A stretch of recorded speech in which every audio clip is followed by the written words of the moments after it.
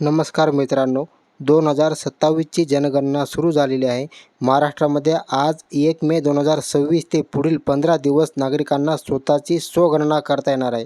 त्यामध्ये 33 प्रश्नांची उत्तरे आपल्याला द्यायची आहेत आणि हीच प्रश्नांची उत्तर ऑनलाईन पद्धतीने कशी द्यायची आणि स्वगणना ऑनलाईन पद्धतीने आपण आपल्या मोबाईलवरती कशी करायची, हेच आजच्या व्हिडिओच्या माध्यमातून पाहण्याचा प्रयत्न करणार आहोत. त्यासाठी तुम्हाला डिस्क्रिप्शन बॉक्समध्ये लिंक देण्यात आलेली आहे. त्या लिंकवरून तुम्ही डायरेक्टली या वेबसाईटवर येऊ शकता. चला तर मग मोबाईलवरून घर बसल्या स्वतःची जनगणना कशी करायची ते आपण पाहूया. तर व्हिडिओला सुरुवात करू. तुम्ही या ठिकाणी पाहू शकता. याच्यामध्ये सर्वात पहिले जे तुम्हाला निवडायचे आहे ते म्हणजे स्टेट. राज्य निवडण्यासाठी जी तुम्हाला या ठिकाणी ऑप्शन दिले आहे त्यामध्ये राज्य निवडून खाली कॅप्चा कोड दिलेला आहे. त्याच्यानंतर कॅप्चा कोड टाकून प्रोसेसवरती क्लिक करायचे. क्लिक केल्यानंतर तुम्हाला काही महत्त्वाची माहिती दाखवली जाईल. त्याच्यामध्ये घराची जनगणना, त्याच्या संदर्भातील माहिती भरत असताना एकदा भरलेली माहिती परत बदलता येणार नाही अशी काही माहिती दाखवली जाईल. त्यानंतर त्याला ओके करायचे आणि यापुढे आपल्याला माहिती द्यायची ती म्हणजे आपल्या घराचे जे काही हाऊस होल्ड मेंबर आहेत, म्हणजे आपले गृहप्रमुख असतील, कुटुंब प्रमुख, त्यांच्याबद्दल माहिती द्यायची आहे. आपला जो काही कुटुंब प्रमुख असेल, कुटुंब प्रमुखाची माहिती ही व्यवस्थित भरायची आहे, कारण कुटुंब प्रमुखाची माहिती भरल्यानंतर ती बदलता येणार नाही. त्यानंतर मोबाईल नंबर टाकायचा आहे आणि ईमेल आय डी टाकली तरी चालेल, ऑप्शनल आहे, टाकायची गरज नाही. असेल तर टाका, नसेल तर टाकू नका. आणि व्हेरीफाय अँड प्रोसेस बटनवर क्लिक करा.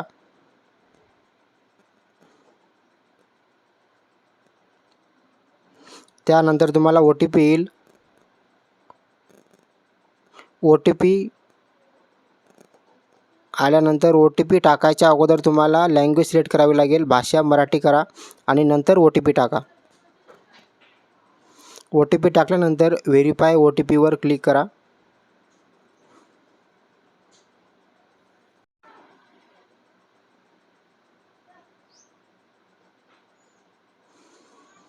व्हेरीफाय बटनवर क्लिक केल्यानंतर आपण सिलेक्ट केलेले राज्य दिसेल. त्याच्यानंतर जिल्हा आणि पिनकोड हे व्यवस्थित आपल्याला भरायचे आहेत. जिल्हा निवडून घ्या. जिल्हा निवडल्यानंतर पिनकोड टाकायचा आहे. पिनकोड टाकल्यानंतर आपल्या गावाचे नाव टाकून आपल्याला शोधा या बटनवर क्लिक करायचे आहे.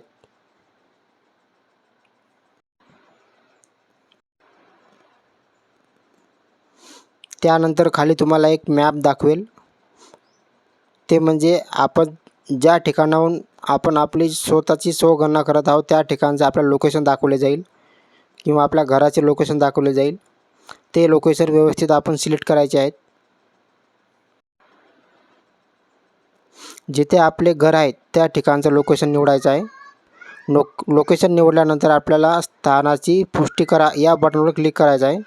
तिथे आपल्या निवडलेले लोकेशन दाखवेल. त्यानंतर जतन करा आणि पुढे जा या बटनवर क्लिक करून होय करा.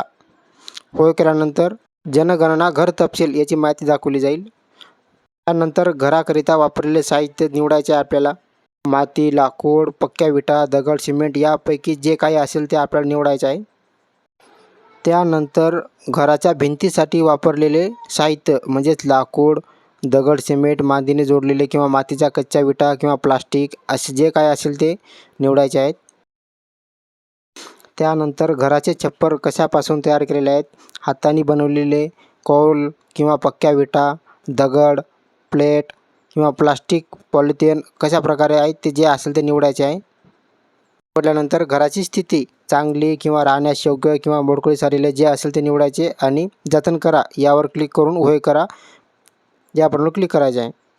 त्यानंतर कुटुंब प्रमुखाशी संबंधित माहिती भरायची आहे. या कुटुंब प्रमुखात सामान्यतः निवास करणाऱ्या व्यक्तींची संख्या म्हणजे आपल्या कुटुंबामध्ये किती व्यक्ती आहेत त्यांची संख्या टाकायची. त्यापुढे आपल्याला कुटुंब प्रमुखाचे नाव दिसेल आणि खाली आपल्याला आपली भाषा निवडायची आहे. भाषा निवडल्यानंतर कुटुंब प्रमुखाचे लिंग निवडायचे आहे. त्यानंतर महत्त्वाचे म्हणजे ही सध्याची होणारी जनगणना ही जातीनिहाय जनगणना असल्यामुळे आपल्याला आपली जात व्यवस्थित निवडायची आहे. इथे दिलेलं आहे अनुसूचित जाती, अनुसूचित जमाती किंवा इतर जे असेल ते आपल्याला योग्य निवडून घ्यायची आहे. त्यानंतर आपल्याला आपल्या मालकी हक्काची स्थिती, आपल्या घराची मालकी हक्काची स्थिती म्हणजे स्वतःचे घर आहे किंवा भाड्याने आहे हे निवडायचे आहे. त्यानंतर घरातील खोल्यांची संख्या निवडायची आहे. 2 असेल 2, 3 असेल 3, जे काय असेल ते टाकायचे आहे. त्यानंतर आपल्या कुटुंबामध्ये विवाहित जोडप्यांची संख्या टाकून जतन या बटनवर क्लिक करून होय या बटनवर क्लिक करायचे आहे. त्यानंतर कुटुंबास उपलब्ध असलेल्या सोयी निवडायच्या आहेत. त्यामध्ये पिण्याच्या पाण्याचा मुख्य स्रोत, विहीर, हातपंप किंवा प्रक्रिया केलेले पाणी नळाद्वारे जे असेल ते निवडायचे आहे. त्यानंतर पिण्याच्या पाण्याची उपलब्धता असलेले स्रोत परिसरात आहे किंवा परिसराच्या जवळ आहे किंवा दूर आहे हे निवडायचे आहे. त्यानंतर ते निवडून प्रकाशाचा मुख्य स्रोत वीज, रॉकेल, सौर ऊर्जा, इतर तेल, इतर किंवा जे असेल ते निवडायचे आहे. नंतर शौचालयाची उपलब्धता, त्यानंतर शौचालयाचा प्रकार निवडून घ्यायचा आहे. शौचालयाचा प्रकार निवडल्यानंतर द्विखड्डा शौचालय जे असेल ते निवडायचे आहे. हे सर्व माहिती व्यवस्थित भरून घ्यायची आहे.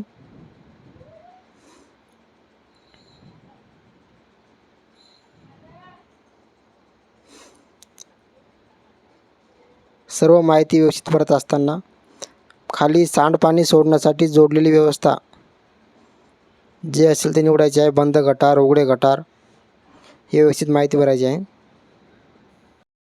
त्यानंतर सांडपाणी सोडण्यासाठी जोडलेली व्यवस्था, बंद गटार, उघडे गटार किंवा गटार नसल्यास जे असेल ते निवडा. परिसरगृहामध्ये स्नानगृहाची उपलब्ध आहे का, असेल तर होय करा, नसेल तर नाही करा. नंतर स्वयंपाकघराची उपलब्धता आणि LPG किंवा PNG जोडणीबाबत माहिती विचारलेली आहे. हे सर्व माहिती व्यवस्थित भरा. माहिती भरत असताना चुकीची माहिती भरू नका. जे योग्य असेल तीच माहिती भरा. त्यानंतर स्वयंपाकासाठी वापरण्यात येणारे मुख्य इंधन म्हणजे जळाऊ लाकूड, वीज, सौर ऊर्जा जे असेल ते योग्य निवडून जतन या बटनवर क्लिक करा. त्यानंतर होय करा. होय केल्यानंतर स्टेप 5 येणार आहे, कुटुंबाने धारण केलेली मालमत्ता. ते विचारले जाईल. परंपरागत रेडिओ, संच, मोबाईल, कोणत्याही इतर उपकरण असेल तर होय करा, नसेल तर नाही करा. तर दूरचित्रवाणीबद्दल माहिती विचारली, योग्य माहिती जे असेल ते निवडा. इंटरनेट उपलब्ध असेल तर निवडा. लॅपटॉप किंवा संगणक असेल तर होय करा, नसेल तर नाही करा. त्यानंतर मोबाईल, स्मार्टफोन यामध्ये असेल तर निवडा, नसेल तर सोडून द्या.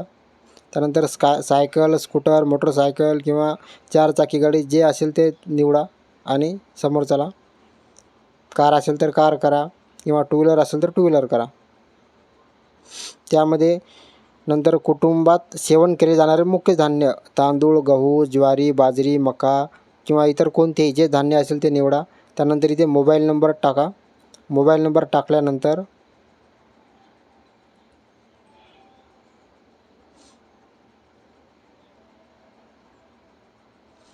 जतन करा आणि पुढे जा या बटनवर क्लिक करून होय करा.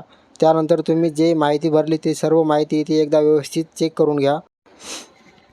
सर्व माहिती चेक केल्यानंतर पुढे पुष्टी करा आणि सादर करा या बटनवर क्लिक करा.